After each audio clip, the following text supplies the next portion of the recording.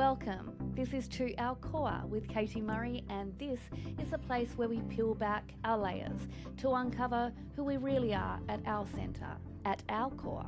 And think of it as a chat with your bestie, the one who can make you laugh until your belly hurts, who is ridiculously unfiltered and will lovingly call you forward to help you cut through the noise and get real with yourself. Around here, nothing is off limits, and we are mixing this up with equal parts humour and heart, so let's dive right in. Well, hello there and happy New Year. I hope that you are looking at this year ahead and you are filled with excitement and hope and desire, whilst also leaving one foot in gratitude for everything that you have been through in the years that have preceded this year. This episode is coming out to you in very early January, and it's that slightly strange in-between time where you may be receiving a lot of messages from the world telling you that it's time to go and be motivated and be better and to hit the ground running. And also I want to acknowledge that many of us may also actually be feeling quite tired. Maybe you're looking back on the year that was or the years that have been. You also might be feeling a little bit unsure about your future trajectory, or maybe you're even leaning into being quietly hopeful and also a little bit guarded, as you may have felt this surge of energy that comes from the New Year's Eve countdown, 10, 9, 8, and that anticipation of this year to come. And I thought it would be really helpful for us to talk about how you can actually set yourself up for a successful first quarter of the year. That's right, there's a lot of focus on January. However, I want to invite you into a space where you consider a broader picture, and that broader picture looks at you creating momentum in your life to achieve what you desire in your heart without relying on pressure, perfection, pushing yourself into potentially just yet another cycle of burnout and self-sabotage. Because here's what I know to be true. And that is that success in the first quarter isn't about how hard you go in January. In fact, sometimes how hard you go in January actually may be the undoing for the subsequent months that follow. You lead with a sprint rather than focusing on your pace and rhythm and consistency. And it's about the mindset that carries you into the next 90 days rather than a focus on having the most perfect January that you have told yourself is going to establish your success from the very get-go. I want you to view January and February and March as foundation pieces for you. And in this episode, I'm going to be walking you through 5 key mindset shifts that will help you to stay consistent without forcing yourself out of obligation. You know, the obligation that you place on yourself in that countdown on New Year's Eve, where you count down and you put all these expectations on yourself, and then you find that the action that follows in January starts to feel like it's come from a place of obligation as opposed to inspired, intentional living. It is going to help you, this episode, to stop abandoning your intentions halfway through, to catch self-sabotage earlier, and to build momentum that actually lasts, to create a sense of really grounded confidence as you move through the next 3 months. And towards the end of the episode, I'm so excited, I just can't hide. I'm about to lose control and I think I like it, because I'm going to be sharing something very exciting, and that is that the Self-Sabotage Solution, my signature group online program, has officially, as of today, opened its doors and we are now on sale. And I'm going to be telling you about who this program is for, what it's going to support you with, and how it fits beautifully into everything that we're going to be talking about today. So let's take a big deep breath. Maybe it's the first deep breath that you've actually consciously taken this year to date. And I want to gently step into the first mindset shift to support you. And that is that success starts with safety, not pressure.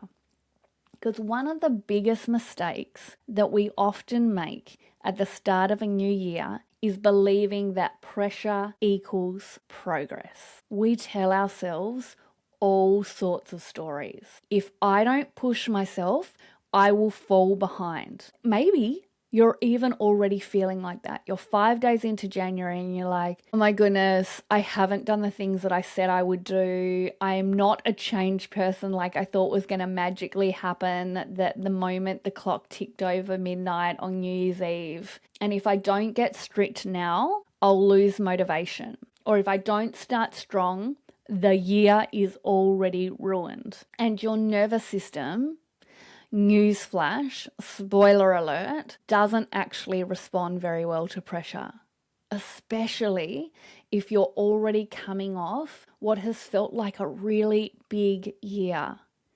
Maybe you are just coming through a really hard season, and maybe you are feeling a bit emotionally exhausted. And I want to invite you into knowing that wherever you're at, however you feel right now, it's okay. It does not mean you're behind. It does not mean you're in a pattern where you're destined to repeat the same shit that happened in 2025.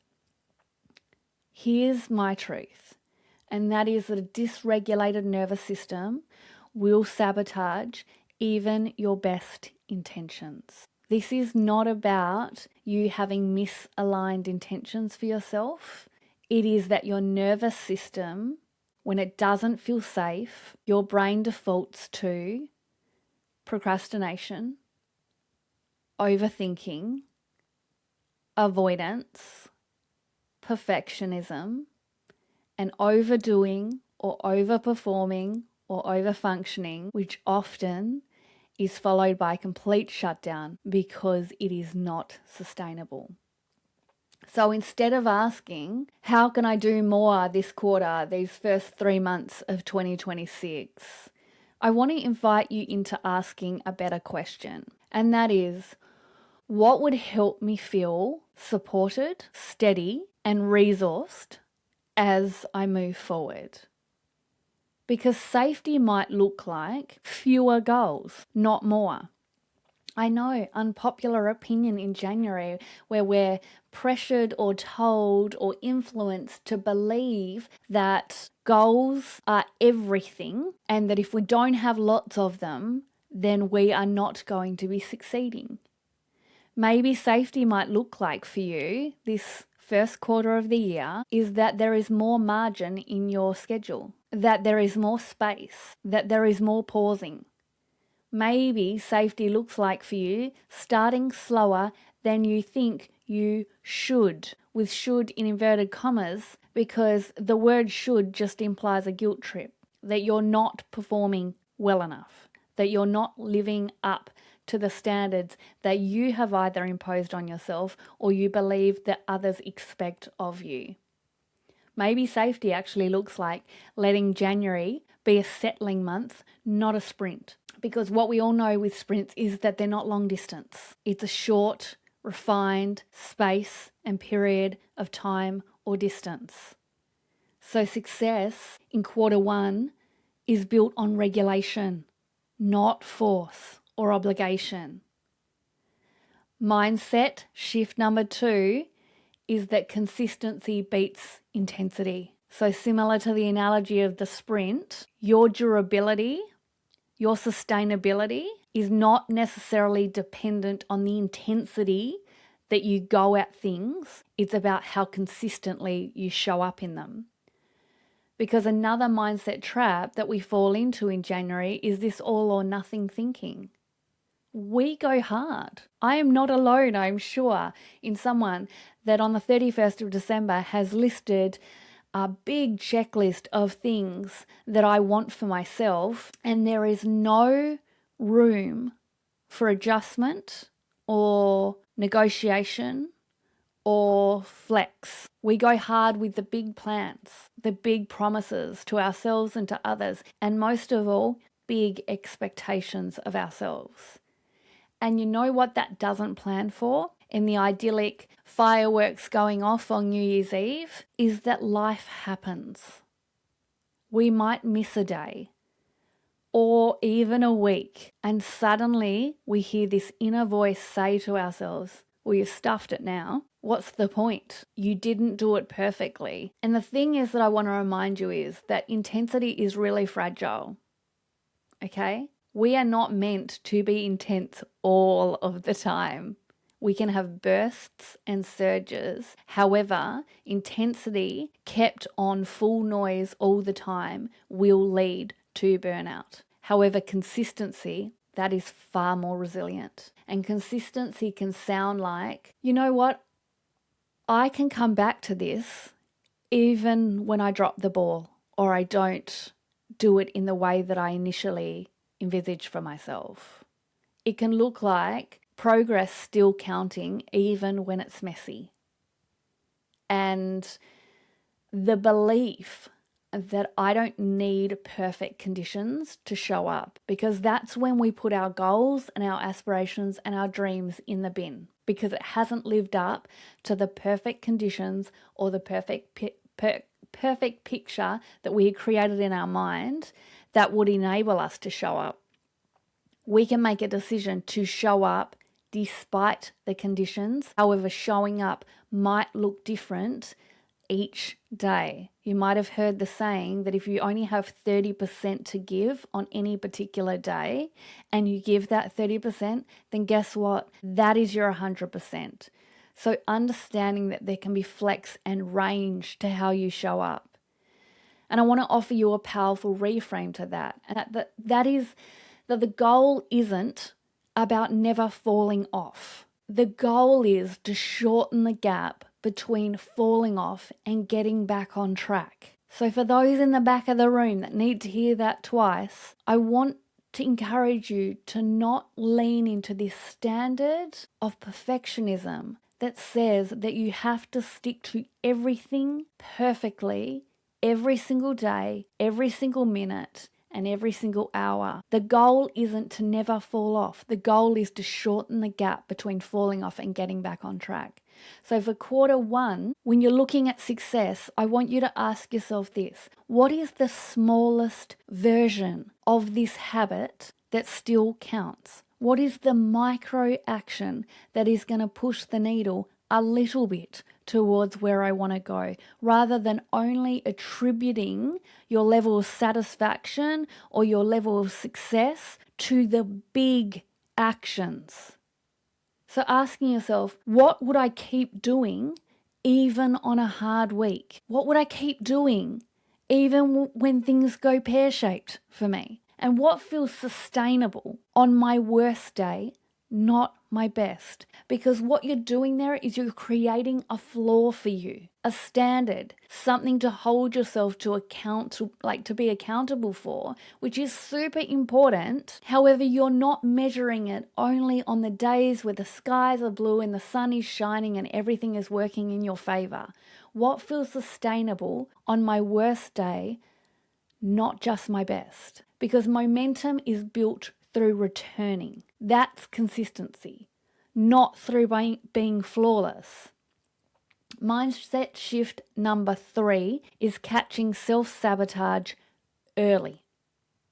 Now, you might have a goal for yourself that you will never self-sabotage. Once you find out the ways in which you are sabotaging, that you will just delete that from your behavior pattern. And I want to extend your viewpoint to a little bit broader. And that is that self-sabotage rarely shows up as something super obvious. I mean, there's probably some behaviors that you can go, yes, hitting the snooze button 15 times and like staying up scrolling on my phone till the wee hours of the morning and then expecting me to get up and do that early morning workout or whatever you had planned. Yeah, it might seem quite obvious to you. And also, it can often sound much more subtly like, I'll start next week. Or I'll start in February when the kids go back to school. I'll start later.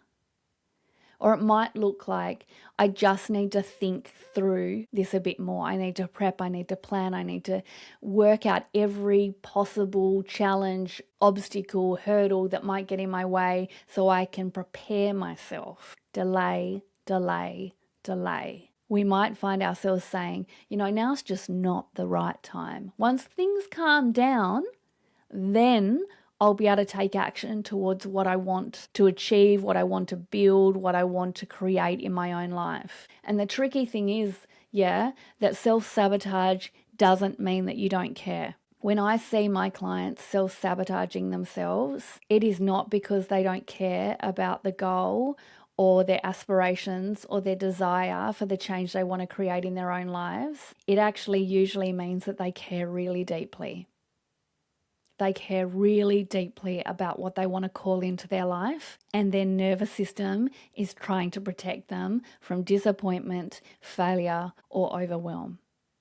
Or another concept that I don't think we talk about enough, and that is that your nervous system wants to protect you from success.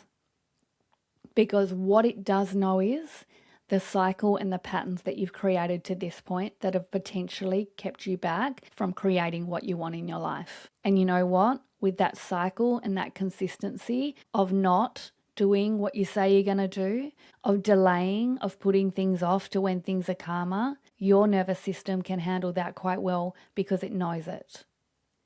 You, however, smashing your goals, going after what you want, taking action consistently, that level of success might be really unfamiliar, and your brain might be like, ooh, we won't know how to predict the outcome of that. And then if you get the success, you probably won't be able to hold on to it. That might be what your brain's telling you. And then what would people think if you got the thing that you wanted and then you couldn't hold on to it?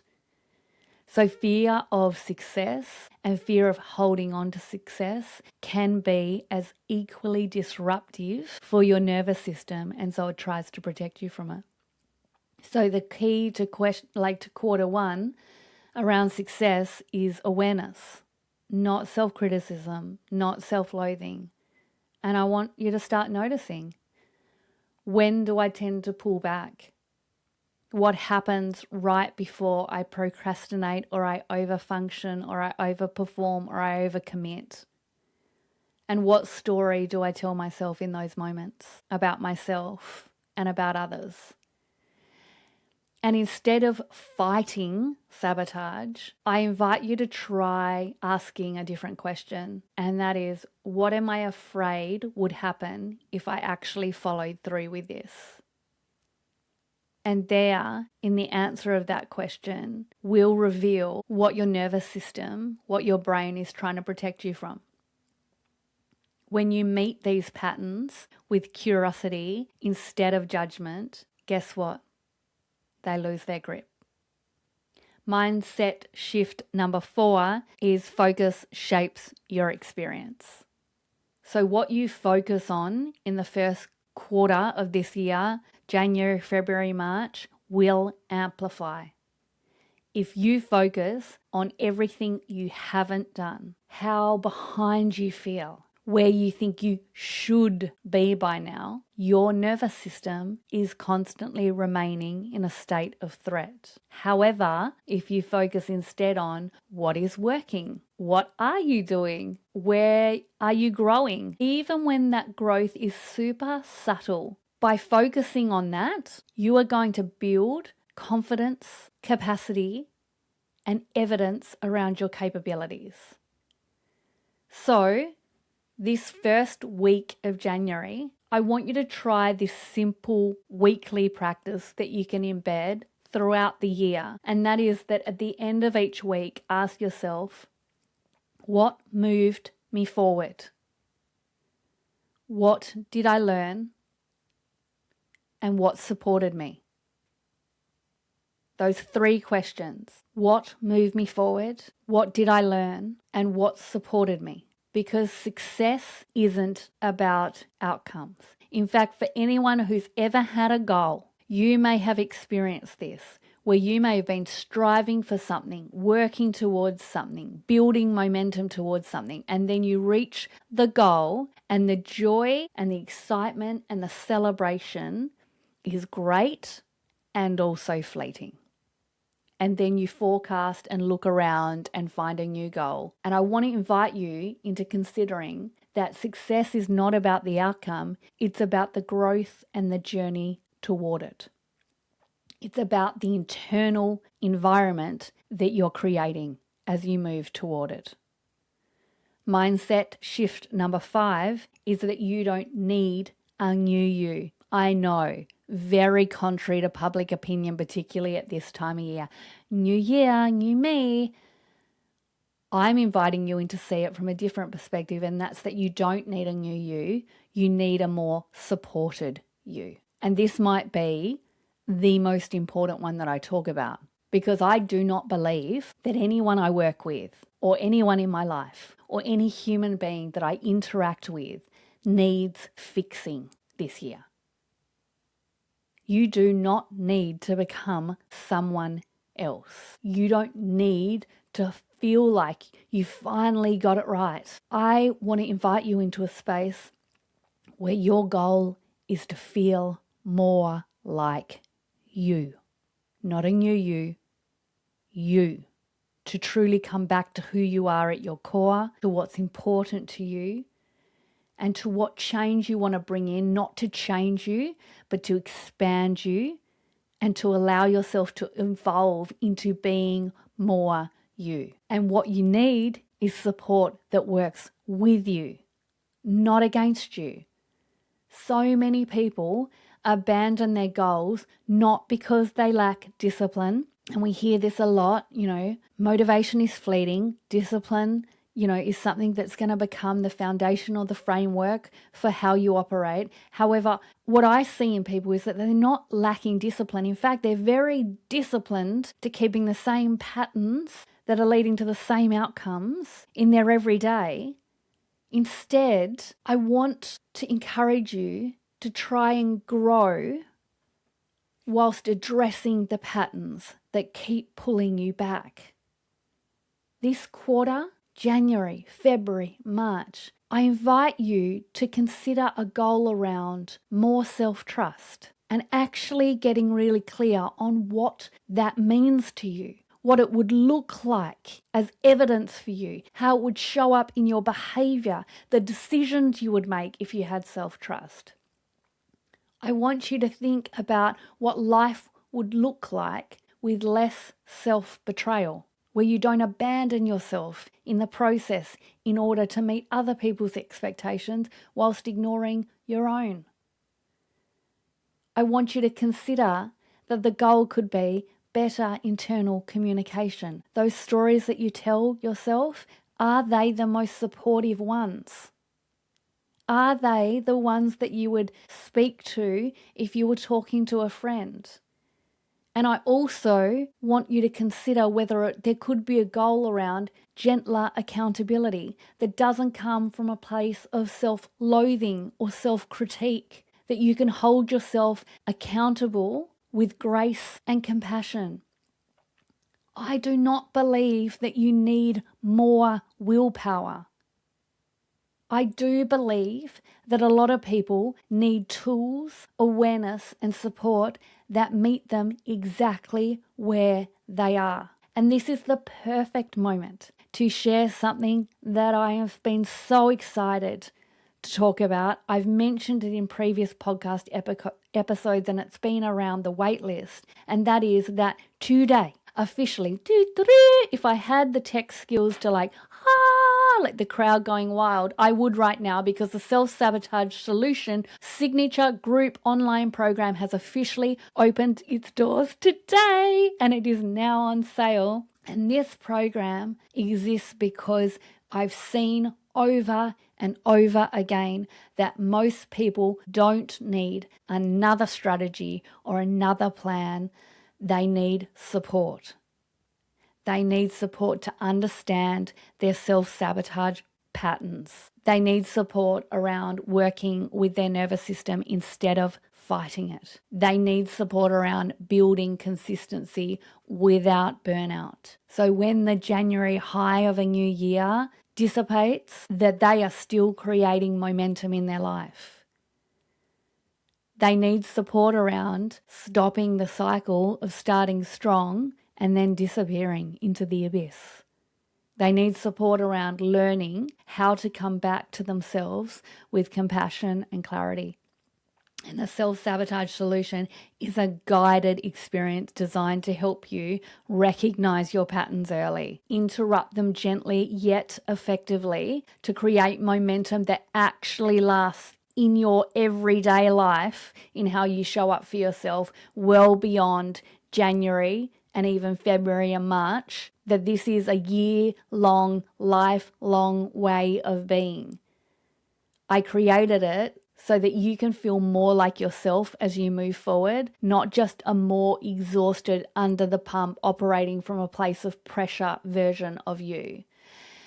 And if the start of this year tends to bring up that pressure or that perfectionism or that self-doubt, if you are tired of repeating the same cycles every January, and if you want your first quarter to feel so grounded, so supported, and so intentional, then this space in the Self-Sabotage Solution signature online group program, this space was created for you. You can find out all the details and join now while the doors are open. I'm so excited to say that. And the program is very much on sale via the link in the show notes. And as you move into this first quarter, I want you to remember this. You do not need to rush. You do not need to prove anything to yourself or to anyone else. And you certainly, most certainly, do not need to do this alone. Small, supported steps taken consistently will take you further than pressure ever will.